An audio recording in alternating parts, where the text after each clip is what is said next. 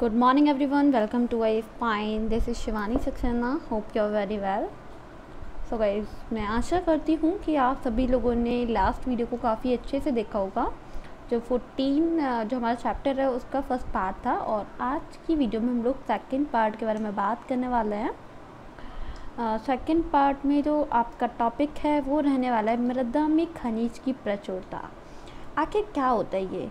आपको पता है कि मृदा जो होती है वो एक बहुमूल्य संसाधन है जो सभी जीवों के पालन के लिए, पोषण के लिए एक तरीके से जो आधार है वो मृदा ही होती है। बहुत ही अच्छे से आपको पता होगा, लेकिन इसके बारे में डीपली नॉलेज अगर हम लोग गेन करें तो बहुत ज़्यादा अच्छा रहेगा। आपको पता है कि हज़ारों जो लाखों वर्षों जो टाइम था, तो उस टाइम पे क्या हुआ था कि लंबे एक तरीके से तो चट्टानें थीं। चट्टानें भौतिक, रासायनिक जैसे कि जैव प्रक्रम है तो उसके द्वारा टूट जाते हैं और अतः मृदा का निर्माण होता है। ये यहाँ पे आपको समझ लेना है। मृदा के निर्माण के लिए भी कुछ कारण होते हैं, जैसे कि सूर्य का ताप है, जल है, वायु है और कुछ जैविक क्रियाएं होती हैं। ये यहाँ पे आपको समझ लेना है बहुत ही अच्छे से। आपको पता है कि सूर्य से संबंधित कुछ, आपके मृदा से संबंधित कुछ इम्पोर्टेंट पॉइंट्स जो मैं आपको बता देती हूँ, आप चाहें तो उसको नोट भी कर सकते हैं। जैसे कि आपका मृदा जो होती है वो एक तरीके से एक मिश्रण होती है जिसमें सड़े गले जीव या फिर टुकड़े भी मिलते हैं, और हम उसे ह्यूमस कहा जाता है। ह्यूमस मृदा को एक तरीके से संग्रह बनाता है, मतलब वायु तथा जल की भूमि के अंदर जाने से क्या करता है, उसको सहायता करता है। जैसे खनिज, पोषक तत्व, ह्यूमस कणों के आकार आदि, और जो भी आपका मृदा की प्रकृति है वो एक तरीके से निर्धारित करती है। ये यहाँ पे आपको समझ लेना है बहुत ही अच्छे से, बहुत ही इम्पोर्टेंट है, और होप आपको काफ़ी अच्छे से समझ भी आ रहा होगा। अगर हम लोग इसमें बात करें तो आप जानोगे इसमें कि आधुनिक खेती में जो एक तरीके से पीड़कनाशी जो भी उर्वरक का उपयोग से मृदा के गुण समाप्त हो रहे हैं, और इससे लाभदायक सूक्ष्म जीव हैं और जो केंचुए हैं वो मर रहा है, काफ़ी हद तक मर जाता है मतलब, तथा भूमि का एक तरीके से बंजर बनता जा रहा है भूमि। इस प्रकार जो मृदा के अवांछनीय जो भी हानिकारक पदार्थों का मिलना भूमि का एक तरीके से प्रदूषण ही कहलाता है। ठीक है, ये यहाँ पे आप लोग काफ़ी अच्छे से समझ पा रहे हैं। इसका आधुनिक खेती में काफ़ी पीड़कनाशकों, काफ़ी उर्वरकों का बहुत बड़ी मात्रा में इसका प्रयोग हो रहा है। लंबे समय तक इन पदार्थों का उपयोग करने से मृदा के सूक्ष्म जीव मर जाते हैं, मृदा की संरचना को नष्ट कर देते हैं।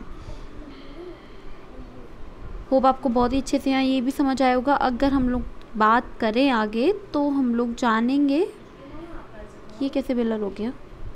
आपको पता है कि मृदा अपरदन क्या होता है? तो मृदा अपरदन जैसे अगर बोला जाए आप लोगों से कि वायु, जल, अन्य किसी भी कारण से जो मृदा का अपनी जगह से हट जाना मृदा अपरदन कहलाता है। पौधों की जड़ें मृदा अपरदन को रोकने के लिए काफ़ी महत्वपूर्ण भूमिका निभाती है, और आपको पता है मृदा अपरदन का एक प्रमुख कारण यही है कि हम लोग जंगलों की कटाई कर देते हैं, वनों की कटाई कर देते हैं। ठीक है, ये यहाँ पे आपको समझ लेना है। अगर हम लोग यहाँ पे बात करें अब नाइट्रोजन चक्र के बारे में, तो आप लोग जानेंगे नाइट्रोजन चक्र में कि वायु में 78% नाइट्रोजन होता है। सभी जीवों के लिए नाइट्रोजन क्या होता है, काफ़ी आवश्यक होता है, क्योंकि इसमें प्रोटीन, न्यूक्लिक अम्ल, एनडीए, आरएनए तथा कुछ ऐसे विटामिन के भाग होते हैं, और वायु में प्रेजेंट नाइट्रोजन का जीव सीधे उसी रूप से उसको उपयोग में नहीं कर सकते हैं। अगर आपको बोला जाए कि जो पौधे होते हैं ना, आप यहाँ पे इसका सर्कल देख पा रहे हैं, पौधे जो होते हैं, पौधे भूमि से नाइट्रेट और आपका नाइट्रेट इसके रूप में इसको ग्रहण करते हैं और प्रोटीन बनाते हैं। जो भी फलीदार पौधे होते हैं, जैसे आपका चना है, मटर है, अरहर है, तो पौधे जड़ को एक तरीके से जड़ों में विशेष प्रकार की संरचना पाई जाती है जिसे हम लोग मूल ग्रंथिका बोलते हैं। आपको पता है कि जो भी आपका वो होता है ना कि एक संरचना होती है राइजोबियम नाम का एक जीवाणु होता है। अब जो वायुमंडल, जैसे वायुमंडलीय नाइट्रोजन को पौधों के लिए नाइट्रेट, ठीक है, और उसके एक तरीके से उसमें नाइट्राइट में उसको बदल देता है। कौन सा? राइजोबियम एक जीवाणु पाया जाता है संरचना में। और इसके अलावा आसमान में जो बिजली चमकने के समय उच्च ताप और दाब की स्थिति में क्या होता है कि नाइट्रोजन नाइट्रेट में बदल जाते हैं। जीवों में मृत्यु के बाद बैक्टीरिया होता है और नाइट्रेट होता है, तो ये किस में बदल जाता है, ये नाइट्रोजन में बदल जाता है। ये यहाँ पे आपको समझ लेना है। होप आपको काफ़ी अच्छे से समझ आया होगा, और कोई भी डाउट है इससे रिलेटेड तो आप उसको कमेंट बॉक्स में क्लियर कर सकते हैं, कोई दिक्कत नहीं आने वाली है। ठीक है। अब हम नेक्स्ट टॉपिक में बात करें कि कार्बन चक्र। तो आखिर कार्बन चक्र क्या होता है? कार्बन चक्र मतलब जीवधारियों के शरीर कार्बन आधारित जो भी अणु होते हैं, जैसे प्रोटीन, कार्बोहाइड्रेट, वसा, न्यूक्लिक अम्ल, विटामिन पर आधारित होते हैं। पौधे प्रकाश संश्लेषण की प्रक्रिया द्वारा क्या करते हैं, कार्बन डाइऑक्साइड को ग्लूकोज अणुओं में बदल देती है।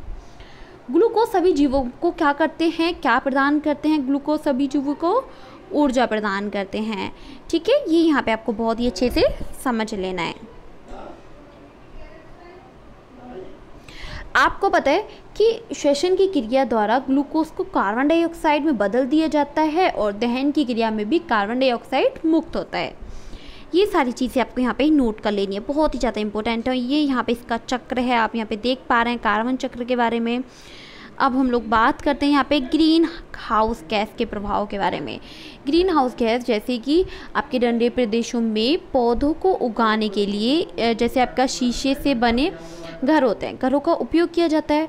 शीशे की दीवार क्या होती है कि सूर्य की ऊष्मा को एक तरीके से अंदर तो अपने आने देती है, परंतु बाहर निकलने से रोक देती है। इसमें उपयुक्त तापमान कमरे के अंदर बना रहता है काफ़ी अच्छे से। इस प्रकार जो आवरण है उसे हम लोग क्या बोलते हैं, ग्रीन हाउस गैस बोलते हैं। क्या बोलते हैं, ग्रीन हाउस, हम इसे गैस बोलते हैं। और इस परिघटना को जैसे कि मैंने आपको बताया था कि इस प्रकार हम इसको क्या बोल सकते हैं, ग्रीन हाउस इफेक्ट हम इसे बोल सकते हैं। ठीक इसी तरह परिघटना जो हमारी अगर बोला जाए कि हमारी पृथ्वी में भी होती है, वायुमंडल सूर्य की ऊष्मा को अंदर तो आने देती है परंतु ऊष्मा को आसानी से बाहर नहीं जाने देती है, बाहर जाने से उसको रोक देती है और इससे पृथ्वी की सामान्य तापमान बनी रहती है और हम अनुकूल वातावरण में जी पाते हैं काफ़ी अच्छे से।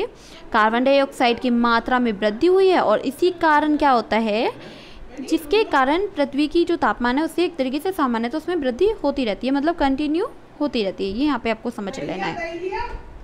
आपको पता है कि इस प्रकार के तापमान में अत्यधिक वृद्धि को एक तरीके से विश्व उष्मीकरण मतलब ग्लोबल वार्मिंग इसे कहा जाता है। आपको पता है कि ग्लोबल वार्मिंग हमारे लिए एक तरीके से विकट समस्या बन चुका है। ठीक है, ये यहाँ पे आपको समझ लेना है। होप आपको बहुत ही अच्छे से पता भी होगा।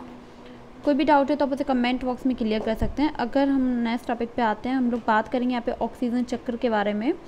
आप लोग यहाँ देख पा रहे हैं ऑक्सीजन चक्र। तो क्या होता है ऑक्सीजन चक्र? तो आपको पता है कि वायु में CO2 मतलब ऑक्सीजन का उपयोग श्वसन के लिए किया जाता है और इस क्रिया के अनुसार वातावरण में क्या किया जाता है, कार्बन डाइऑक्साइड को रिलीज किया जाता है, छोड़ा जाता है। ठीक है, और जल के कुछ जो अणु होते हैं उसका भी निर्माण होता है। ये ऑक्सीजन के बारे में मैंने यहाँ पे आपको बताया, बहुत ही शॉर्ट है और बहुत ही इंपॉर्टेंट है और बहुत ही इजी भी है याद करना, तो बहुत इजीली आप इसको याद कर सकते हैं, कोई दिक्कत नहीं आने वाली है। ओके, अब हम नेक्स्ट आते हैं ओजोन परत पे। आखिर ये ओजोन परत क्या होती है भाई? आपको पता है ओजोन परत मतलब वायुमंडल में ऊपरी भाग में ओजोन गैस की एक तरीके से परत पाई जाती है, जिसे हम लोग क्या बोलते हैं, ओजोन परत बोलते हैं उसे। ये यहाँ पे आपको समझ लेना है। और ओजोन का रासायनिक सूत्र क्या होता है, O3 होता है। ठीक, इसका रासायनिक सूत्र क्या होता है, O3 होता है। ओजोन क्या होता है, एक अणु मतलब 3 परमाणु से मिलकर बना होता है, इसीलिए इसको O3 बोला गया है यहाँ पे। ओजोन परत हमारे लिए क्या होता है, एक तरीके से वरदान है, क्योंकि ये सूर्य के लिए हानिकारक जो भी पैरावैग्निक किरणें होती हैं ना, पैरावैग्निक जो भी किरणें होती हैं उसे सोख लेती हैं और पृथ्वी तक आने नहीं देती है। पैरावैग्निक जो भी किरणें हैं जीवों के लिए घातक होती हैं।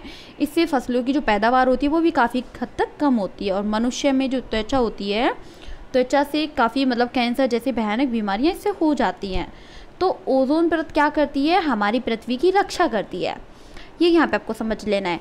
परंतु जो वायु है, वायु प्रदूषण की वजह से जैसे कि हाल ही के वर्षों में क्या हो रहा है कि ओजोन परत में छेद हो जाने के कारण जो हमें पता चला है कि ओजोन परत में कि छेद हो रहा है, तो इसी प्रकार घातक जो विकिरणें हैं पृथ्वी तक पहुँचने में एक तरीके से संभावना प्रबल हो गई हैं। ये यहाँ पे आपको समझ लेना है और काफ़ी अच्छे से आपको समझ लेना है। कोई भी डाउट है तो आप उसे कमेंट बॉक्स में क्लियर कर सकते हैं। आज के लिए इतना ही, और आपका जो चैप्टर है ये फिनिश हो चुका है। नेक्स्ट वीडियो में हम लोग नेक्स्ट चैप्टर के बारे में बात करेंगे। सो आज के लिए इतना ही। Thank you so much. Bye bye, take care.